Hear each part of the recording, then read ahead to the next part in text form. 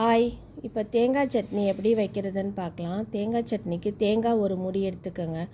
சட்னி கடலை கொஞ்சம், உப்பு கொஞ்சம், சின்ன வெங்காயம் 2 பீஸ், பூண்டு பல் ஒரு 3லேருந்து 4, பச்சை மிளகாய் ஒரு 3.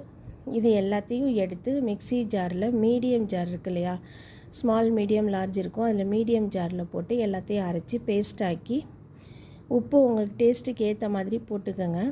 அரைச்சி பேஸ்ட் ஆக்கிட்டு அதை கொஞ்சம் தண்ணி விட்டு கலந்துட்டு அதுக்கப்புறம் அதை தாளிக்கணும். கடுகு கருவேப்பிலை போட்டு தாளிச்சிட்டு மட்டும் தாளிச்சிங்கனாலும் நல்லாயிருக்கும். இல்லை கடுகு கருவேப்பிலை சின்ன வெங்காயம் ஒரு 4 இது நல்ல பொடி பொடியாக நறுக்கி அதையும் வதக்கிட்டு இந்த அரைச்சி வச்ச விழுது அதையும் போட்டு தாளித்து வதக்குனிங்கன்னா அதுவும் சூப்பராக இருக்கும். ஒரே சட்னியில் 2 டேஸ்ட்டு. இப்போ நான் சொன்னது மாதிரி